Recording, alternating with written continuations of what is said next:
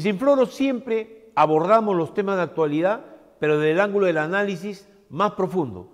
Buscamos conocer a los protagonistas de la información y buscamos además tratar temas que muchas veces son descuidados en las páginas de los diarios o en los canales de televisión. Aparecen simplemente como si fuera un spot de 30 segundos, temas como la COP27, que es súper importante para el mundo. ¿Por qué? Porque ahí se está definiendo la gran política respecto al cambio climático. ¿Qué duda cabe que el cambio climático ha sufrido una aceleración, que incluso aparece ya en algunas cifras, producto de que no hemos tomado las medidas a tiempo? Y hoy día hay una corta ventana de oportunidad para evitar que se nos venga una catástrofe que puede tener consecuencias peores que las que tenemos ahora con este clima loco que ya empieza a mostrar los signos de un desgaste de la Tierra respecto al uso que hace el ser humano de ella. Tengo el gusto de tener conmigo el día de hoy al embajador Manuel Rodríguez Cuadros, que es nuestro delegado ante las Naciones Unidas, delegado del gobierno del Perú, y que está ahorita en Egipto, precisamente en la COP27. Buenos días, embajador, ¿cómo está usted? Buenos días para ustedes, buenas noches para los que estamos aquí en Sharm el Sheikh, que es una ciudad balneario de Egipto, a orillas del Mar Rojo, donde se está desarrollando la COP27. La pregunta que yo quisiera hacerle inicial es, ¿cuál es la trascendencia, embajador, para el Perú, para el mundo, de esta reunión que se está produciendo ahí en Egipto? La trascendencia es fundamental por tres razones. En primer lugar, una razón de carácter fáctico que atañe a la geografía, a la naturaleza, a las modificaciones del clima y a las estructuras físicas de los estados. Desde el punto de vista de la geografía y la climatología, asistimos a un proceso de calentamiento global que está modificando y que está generando desastres en todo el mundo, las inundaciones, el derretimiento de los glaciares, la desertificación, la disminución del nivel del mar y otros fenómenos ya anuncian con claridad que si la humanidad, y cuando hablo de la humanidad ya no hablo de los estados, sino hablo de la especie humana, si la humanidad no toma decisiones prontas y urgentes, pues no se van a conseguir los objetivos que se plantearon en el Acuerdo de París para mantener el calentamiento global en menos de 2 grados o llegar al objetivo óptimo de un calentamiento no mayor de 1.5 grados centígrados, en comparación al calentamiento que existía en la era preindustrial.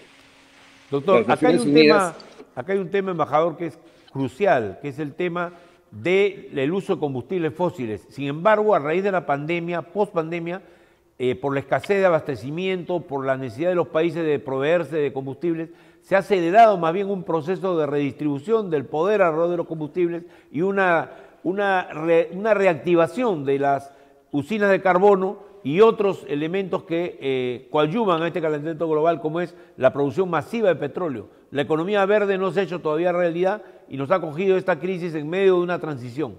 ¿Cómo cree usted que la COP puede ayudar a limitar, por ejemplo, la expansión de los combustibles fósiles, su expansión además casi inmediata? Hace poco, 1 año, 2 años que han vuelto a la carga muchos de estos elementos que se estaban empezando a descartar, ¿no? Bueno, el calentamiento global se debe pues básicamente por la producción de dióxido de carbono, que está vinculado con los combustibles fósiles. Y dentro de los acuerdos y los compromisos internacionales, los países más contaminantes, las regiones más contaminantes, se han comprometido a diversos grados de reducción de la producción de todos los elementos contaminantes. En el caso de América Latina, nosotros somos la tercera región del mundo que produce dióxido de carbono, 10%, Por encima de América Latina están los Estados Unidos y muy por encima el Asia y particularmente la China. El problema es, como tú lo señalabas, que están ocurriendo en el mundo, que es un mundo cambiante, es un mundo complejo, es un mundo difícil, acontecimientos como el de la guerra de Ucrania y en alguna medida también las consecuencias económicas de la pandemia, pero sobre todo la guerra en Ucrania, que debido a la dependencia del abastecimiento de gas de Europa Occidental y particularmente de países centrales como Alemania, eh, el desabastecimiento relativo, porque tampoco es un desabastecimiento global, al interrumpirse los flujos de gas procedentes de Rusia, lo que está provocando en el corto plazo es la recurrencia nuevamente a industrias de generación de energía basada en los elementos fósiles. Claro. Y entonces, evidentemente, está generando más dióxido de carbono, más contaminación y está comprometiendo gravemente la transición hacia economías verdes. Quiere decir que esta conferencia, que en realidad son 3 conferencias, es la conferencia del Protocolo de Kioto, la conferencia de las partes de la Convención del Cambio Climático de las Naciones Unidas y la conferencia de las partes firmantes del Acuerdo de París, tiene entre sus retos, a mi juicio, 3 cuestiones claves. En primer lugar, ver la posibilidad, cuando digo la posibilidad es simplemente algo que es probable, pero quizás no posible, de que algunos países puedan anunciar unilateralmente nuevos compromisos para limitar las emisiones. Eso, conforme van las negociaciones, probablemente no va a ocurrir. Consecuentemente, las tareas de esta COP27 van a estar dirigidas, por un lado, a la mitigación, por otro lado, a la adaptación y finalmente al financiamiento de economías verdes. Para el Perú, como para los países en desarrollo, lo esencial, a mi juicio, siendo importante la mitigación, es la adaptación, que nos debe permitir tomar medidas, hacer inversiones, ejecutar políticas que doten al Perú y a los países de América Latina de una mayor resiliencia frente a los estragos del cambio climático. Ahora, esta presencia del Perú, representada por usted y supongo que por una delegación más numerosa, sin embargo, hasta ahora ha sido un protagonismo que se basaba, bueno, en algunos conceptos generales, ¿no? Que era, por ejemplo, el hecho de que el Perú era uno de los países más vulnerables con relación al cambio climático. Eso se mantiene, o sea, el país no ha hecho gran cosa respecto a la neutralización de los efectos del cambio climático porque no estamos en una economía verde, estamos en una economía marrón más bien, ¿no? Una economía que tiene que ver con un manejo escaso del agua y con la dificultad de que ya está acelerándose la desglaciación en todo el Perú, ¿no? El río Santa debe de perder su 20% de su caudal en los próximos años, etcétera, etcétera, etcétera. Hay efectos ya muy fuertes porque gran parte de nuestra provisión de agua viene de la Amazonía y de los glaciares de la sierra. Quisiera que usted nos precise un poquito esta apreciación, cómo la ven desde la Cancillería. ¿Hay una política de cambio en el Perú o es necesario impulsar aquí ya una política más decidida ante la amenaza climática? Bueno, en primer lugar quisiera referirme a la delegación. La delegación tiene una composición muy plural, como creo yo demanda la diplomacia moderna e inclusiva. La delegación está compuesta por funcionarios del MINAN, de la Cancillería, pero también por dirigentes de las comunidades y de las poblaciones indígenas, por representantes de los trabajadores, por miembros de ONGs que están vinculadas al trabajo medioambiental. En pocas palabras, están presentes también congresistas de la República. Es una delegación que tiene una integración plural que representa el conjunto de los intereses que en el Perú asumen el desafío de enfrentar el cambio climático. En cuanto a la política nacional, yo creo que sí, que el Perú tiene una política nacional eh, coherente. Los compromisos en cuanto a emisiones del Perú se están cumpliendo. Lo que hay que hacer es, creo yo, que los acuerdos internacionales, que son muy importantes en cuanto a mitigación, en cuanto a adaptación, y ya empleando un lenguaje más directo, los acuerdos internacionales constituyen marcos que deben permitir políticas que reviertan la deforestación de la Amazonía peruana, políticas que reviertan la tala ilegal, políticas que reviertan los impactos ambientales de la minería ilegal. Y al mismo tiempo necesitamos nosotros políticas y proyectos de inversión de adaptación al cambio climático. Por ejemplo, los glaciares en el Perú se están derritiendo de una manera progresiva pero constante. Y el Perú es un país, sobre todo una cosa, con problemas de agua.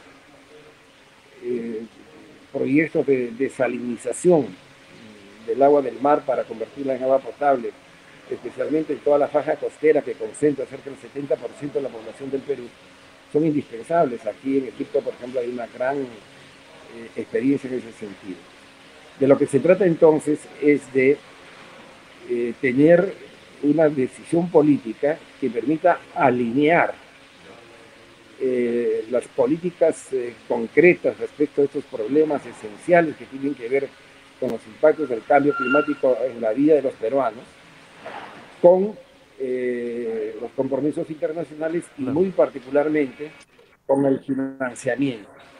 De tal manera que el financiamiento verde al cual puede acceder el Perú, al cual pueden acceder las organizaciones sociales, las organizaciones de trabajadores, los gobiernos regionales, los gobiernos provinciales y municipales, se articulen en torno a proyectos muy específicos, pero para eso tiene que haber una clara y definida voluntad política de decirle no a la desertificación por la tala ilegal en la Amazonía, no a la desertificación por el desplazamiento de comunidades y la implantación de nuevas empresas agrícolas, claro. No a la minería ilegal que contamina el medio ambiente, no a la inexistencia de políticas que doten de resiliencia real frente a fenómenos como el niño, por ejemplo, ¿no? El caso del Ecuador es muy claro. Si nosotros cruzamos la frontera con el Ecuador, vamos a ver que allí se han construido una serie de obras que permiten adaptarse de manera adecuada a los estragos de las inundaciones y de las lluvias. Por ejemplo, doctor, si me permite, por ejemplo, un ejemplo es el dotar a todas las ciudades de alcantarillado, ¿no? Es decir, que el agua de lluvia pueda ser recogida, ¿no? Mediante un sistema de rejillas que reciben el agua, la filtran en el sentido que impiden que entre basura, y esa agua, a veces incluso es reciclada, pero lo importante es que la lluvia no malogre toda la infraestructura urbana, cosa que ocurre con frecuencia en el Perú cada vez que hay una inundación, ¿no? O el uso de paneles solares, que en el Perú hay territorios inmensos, como es Sechura en Piura, o Ica, o Arequipa, o la zona del desierto de Atacama que arranca en Tacna, que podría empezar a utilizarse activamente, ¿no? Para proyectos de cambio, de adaptación al cambio climático y que signifique también un cambio en la matriz energética, ¿no? Pero eso es lo que hay que hacer. Entonces, la conferencia de la COP27, los acuerdos que se adopten, que van a ser limitados, pero los compromisos internacionales que existen, que son sustantivos, solamente tienen sentido para un país cuando se alinean, por un lado, con sus políticas sectoriales internas, claro, con un criterio descentralizado, y luego cuando se alinean con proyectos específicos y con políticas también muy concretas. Claro. Lo que dices del alcantarillado, por ejemplo, nos indica que no todo es malo en el Perú, que no todo es problema. También hay experiencias que, a mi juicio, son de excelencia. Claro. Por ejemplo, la ciudad de Ayacucho. Ayacucho tiene un sistema de alcantarillado que permite drenar las lluvias, como si fuese una ciudad europea. Eso muestra que hay experiencias de excelencia en el Perú. El alcantarillado de Ayacucho es único no solo porque es eficiente, sino porque está concebido en términos de la preservación del patrimonio cultural. Y esto es también muy importante porque en el Perú lo que tenemos, como es un país donde se hace un hueco y aparecen vestigios de culturas antiguas, tenemos que tener una concepción transversal del desarrollo y del combate al cambio climático acorde con la exigencia de preservación del patrimonio. Y por eso esto exigen políticas intersectoriales coordinadas e integradas. Julio, las conferencias internacionales, las metas que se establecen, los flujos de financiamiento, todo eso es muy importante, pero por su propia naturaleza siempre está en un nivel macro. Lo que hay que hacer es aterrizar, bajar ese nivel macro al nivel micro de las políticas nacionales, de las políticas regionales, de las políticas provinciales y distritales, para de esa forma traducir nuestros compromisos y el financiamiento internacional y la propia inversión pública en proyectos que nos den la resiliencia que el pueblo demanda, porque quien sufre es el pueblo. El que no tiene, si el agua escasea, quien sufre es la población que no tiene acceso al agua potable.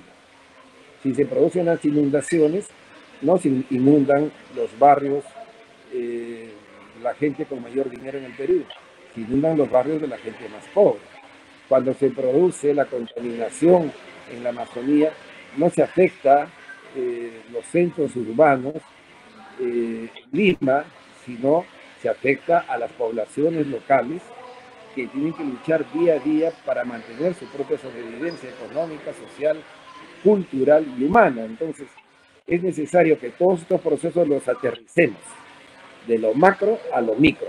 Hay un tema que, por ejemplo, Chile, tengo entendido, y Colombia están haciendo más activismo sobre el cambio climático que el que tenemos nosotros aquí en el Perú, ¿no?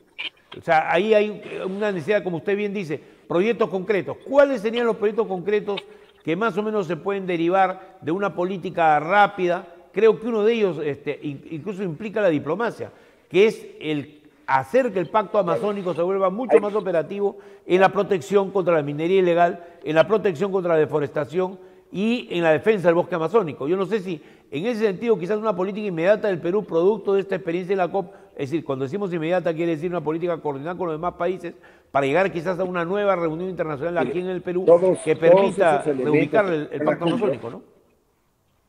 Sí, lo escucho. Todos esos elementos que usted señala se están discutiendo aquí en la COP27 porque a las reuniones centrales intergubernamentales las rodean una infinidad realmente, 100, 200 eventos laterales donde participan la sociedad civil, la comunidad científica mundial, nacional, regional, los trabajadores, los pueblos indígenas, y todos esos temas se están discutiendo acá.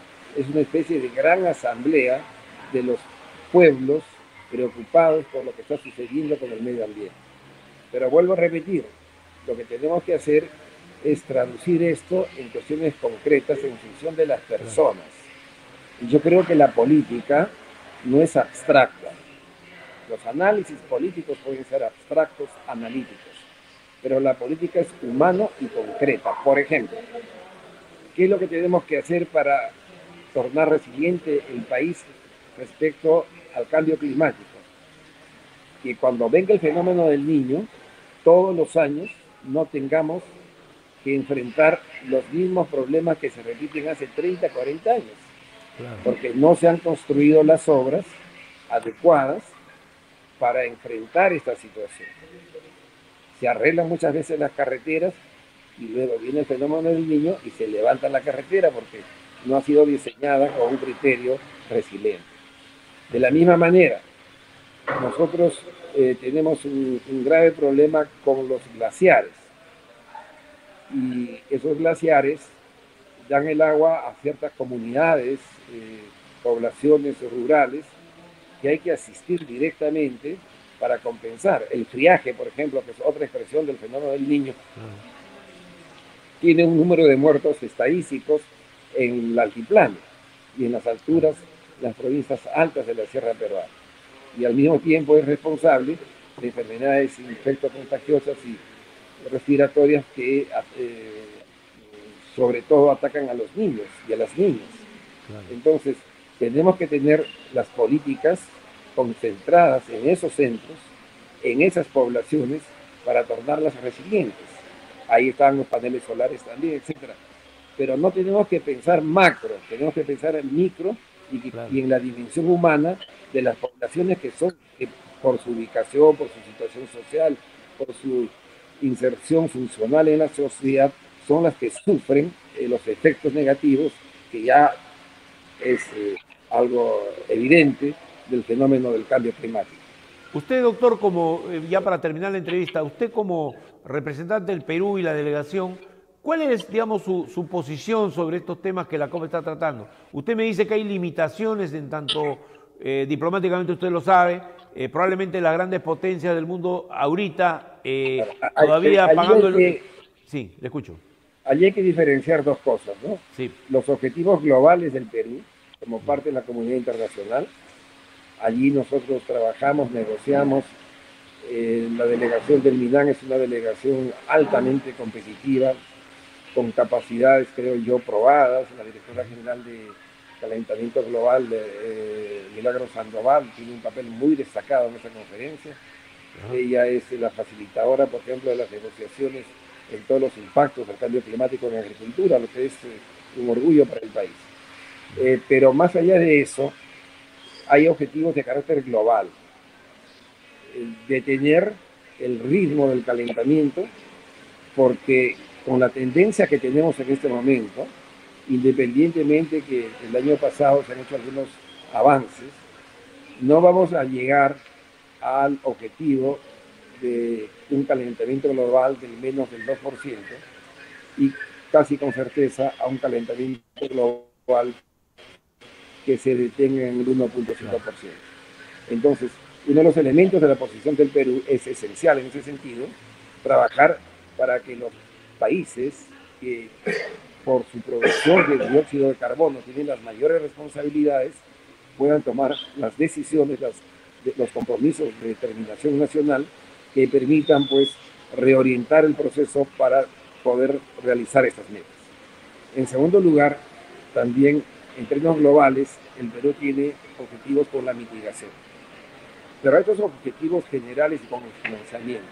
Para estos objetivos generales hay que añadirles los objetivos específicamente peruanos. Entonces, claro, un objetivo específicamente peruano es que se le otorgue a la adaptación una prioridad igual o superior a las otras prioridades. Claro. Y al mismo tiempo que los países industrializados cumplan sus objetivos de disponer de 100.000 millones de dólares para financiar los procesos de adaptación y el conjunto de los procesos en los cuales los países están comprometidos. Sin embargo, el financiamiento es escaso para la adaptación, porque esto también obedece a criterios políticos y tiene que ver con intereses nacionales que no necesariamente son convergentes.